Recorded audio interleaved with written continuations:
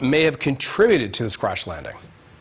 Anthony, of course, the attention focuses on weather, and perhaps rightfully so. It wasn't ideal by any stretch today at Pearson Airport. They had a fantastic job removing much of the 25 centimeters of snow that fell yesterday. We are now under a weather travel advisory, but that was not the case at 2:30 this afternoon. Our visible satellite imagery shows a rather turbulent atmosphere. These small streamers you see here, this is residual lake effect snow from Lake Huron. The squalls are up to the north, but Pearson Airport all day has been reporting blowing snow and visibility at times reduced to 5, maybe 10 kilometers, and that's actually still pretty good.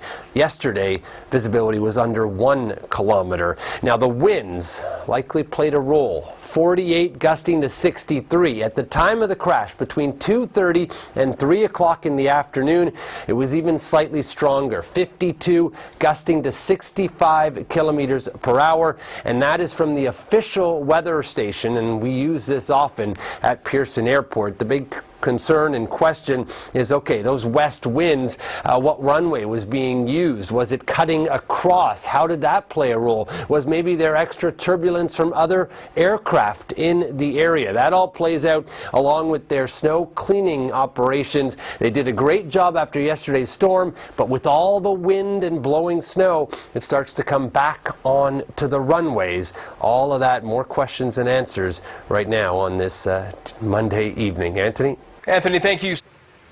All right, so more on the weather. The Ontario, including the GTA, have been dealing with lake effect snow and strong winds. So let's bring in our chief meteorologist, Anthony Farnell. And if weather may have contributed to the crash landing. Anthony.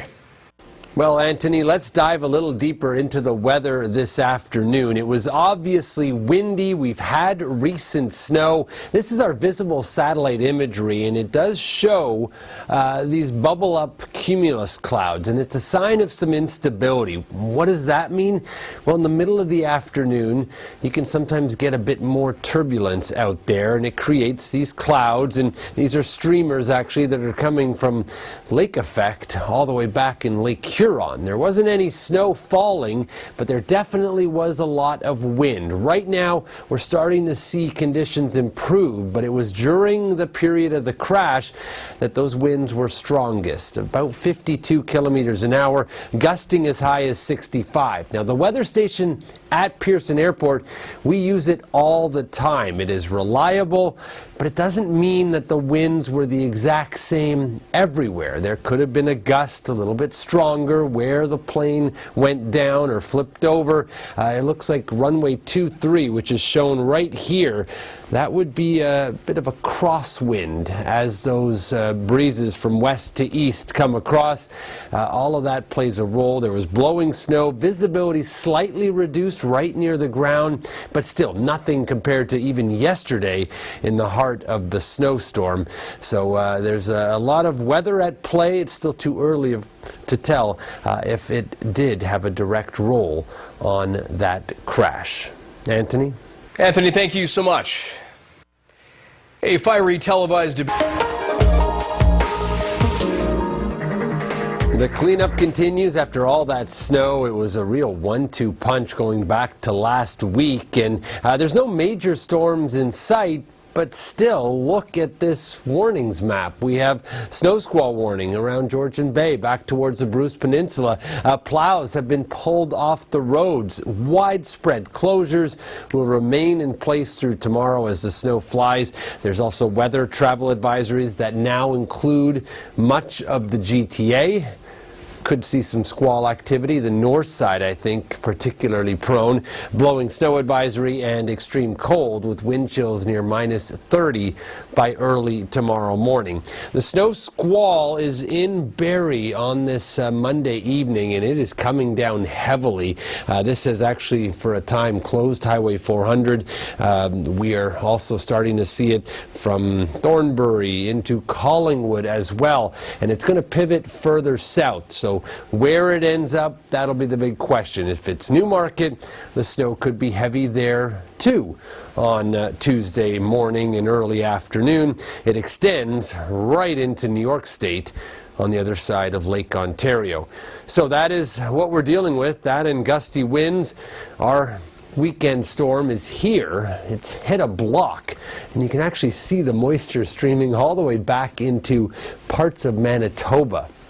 You don't often get a flow like this, but it's the Arctic air that's come in on the underside, and boy, is it frigid. Minus 26 in Winnipeg, minus 31 in Saskatoon, and some of that cold has made its way all the way into southern Ontario.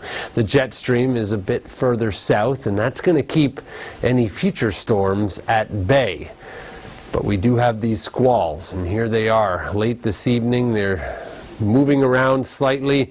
It's heaviest closer to Lake Huron, so I don't think we're going to see big time totals in Toronto, but we may get a centimeter or two, and that could cause some travel concerns with blowing snow. On Wednesday, partly cloudy skies, still cold, but without the big winds. So there's the bullseye, Bruce County, Bruce Peninsula, north and south, expecting to be dealing with 30, maybe 40 centimeters of additional snow.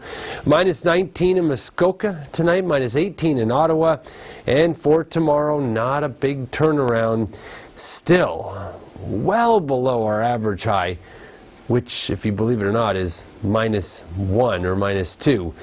When will we get there? Well, we're going to go above freezing, but it's going to take some time. The snowmelt will be very slow when you get up to 1 degree, and that's only on Sunday, 2 degrees on Monday with scattered flurries. So that's a check on your next 7 days. I want to end with your dog walking forecast. Tomorrow morning, bundle up out there, the wind chill below minus 20 as you step out the door.